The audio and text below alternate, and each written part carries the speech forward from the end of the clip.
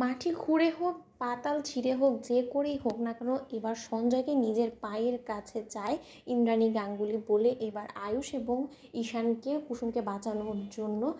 আদেশ করলো। হ্যাঁ বন্ধুরা, বিজেতা রাইতে দেখতে থাকুন যে মুহূর্তে কিনা তাদেরকে জিজ্ঞেস করা হয় যে তাহলে এই মুহূর্তে অজয় কোথায় থাকতে পারে, বলুন কী প্ল্যান হয়েছিল আপনাদের সঙ্গে, যদি না বলেন তাহলে কিন্তু এক্ষুনি আমরা পুলিশকে ডাকতে বাধ্য হবো। অন্যদিকে যখন তারা সকল প্ল্যান বলে দেয় এবং বলতে থাকে যে আপাতত প্ল্যান এটাই হয়েছে যে অজয় কোথাও একটা কুসুমকে নিয়ে ওকে হয়তোবা পাহাড় থেকেও ফেলে দিতে পারে, বা এমনও হতে পারে যে কুসুমকে হয়তোবা মেরে ফেলে দেবে, কারণ আমাদের মূলত উদ্দেশ্য একটাই ছিল যে কুসুমকে যে কোনো মূল্যে গায়েব করে দিতে হবে, যাতে করে কিনা ওর পরিবারের কাছে ও কোনোদিনও না ফিরতে পারে, এবং আমাদেরকে এই কাজটা করার জন্যই বলা হয়েছিল।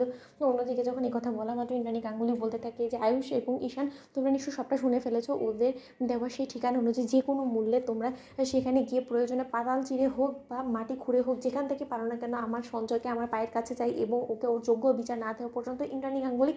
কোনো মতেই দমবে না। এতটুকু অন্তত তোমরা জেনে রাখো, এবং কুসুমের জীবনটা যথেষ্ট পরিমাণে বিপন্ন হয়ে গিয়েছে আমাদের অসাবধানতার কারণে, আর কোনো মতে যাতে কুসুমের কোনো রকম কোনো ক্ষতি ওই বদমাইশটা না করতে পারে, তার জন্য যত শীঘ্রই সম্ভব তোমরা পুলিশ ফোর্সকে নিয়ে সেখানে পৌঁছানোর ব্যবস্থা করো। অন্যদিকে যখন আয়ুষ এবং নিশান অবশেষে সেখানে কুসুমকে খোঁজ করার জন্য বেরিয়ে পড়ে এবং পুলিশ তন্ন তন্ন করে খোঁজা সত্ত্বেও যখন কোথাও খুঁজে পায় না, ঠিক সেই মুহূর্তে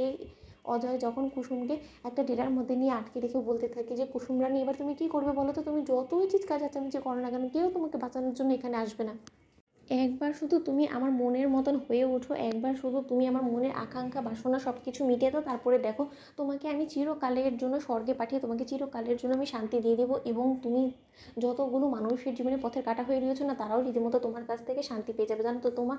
কোনোভাবে তাদের পিছিয়েই ছাড়ছো না, তার জন্য তো তারা রীতিমতো তোমার প্রতি যথেষ্ট বিরক্ত হয়ে তোমাকে মেরে ফেলার পরিকল্পনা করেছে, জানো তো। অন্যদিকে যখন কুসুম বলতে থাকে যে আমাকে মেরে ফেলার সুপারি আপনাকে কে দিয়েছে বলুন, তার নাম বলুন, ঠিক সেই মুহূর্তেই অজয় হাসতে থাকে এবং বলতে থাকে যে না না না ডার্লিং, এত তাড়াতাড়ি তো তোমার কাছে আমি কোনো মতেই তার নামটা বলবো না, কারণ আমি তো খুব ভালো করেই জানি তুমি কি মনে করেছো যে তুমি তার নামটা জেনে রাখবে এবং তার পরবর্তীতে তুমি এখান থেকে বেঁচে ফেরা মাত্রই তাকে বিপদে ফেলার জন্য তুমি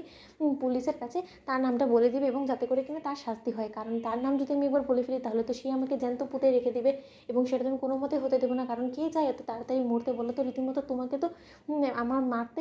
বাধ্য আমি, কারণ আমি অনেকগুলো টাকা নিয়ে ফেলেছি, জানো। তখন আমি কী করবো, তোমাকে না মেরেও তো কোনো মতে আমি শান্তি পাচ্ছি না, তাই না। এখন তার জন্যই আমি ভেবেছি যে তোমাকে আগে ভোগ করি, তারপরে তোমাকে মেরে কোথাও একটা ফেলে দেবো। অন্যদিকে যখন কুসুমের দিকে অজয় হাত বাড়াতে থাকে, ঠিক সেই মুহূর্তেই অজয়কে কুসুম বলতে থাকে যে দেখুন অজয়বাবু, এখনও পর্যন্ত কিন্তু আমাদের বিয়েটা হয়নি, তাই আপনি আমার দিকে হাত বাড়ানোর সাহসটুকু করবেন না, এবং আপনি সেই চেষ্টা করলে কিন্তু আমি আপনার হাত ভেঙে গুড়িয়ে দিব। অন্যদিকে অজয় বলতে থাকে যে কী করবে তুমি, তুমি কোনোভাবে নিজের গায়ের জোর দেখে তুমি আমাকে আটকাতে পারবে বলো তো, তুমি যতটা গায়ের জোর দেখাচ্ছ না সেটা রীতিমতো তুমি তোমার এনার্জি অপচয় করছো, এছাড়া কোনো কিছু না, তুমি কোনো মতেই বাঁচতে পারবে না। তো বন্ধুরা, লাইক এবং শেয়ার করো, সাবস্ক্রাইব করতে ভুলো না।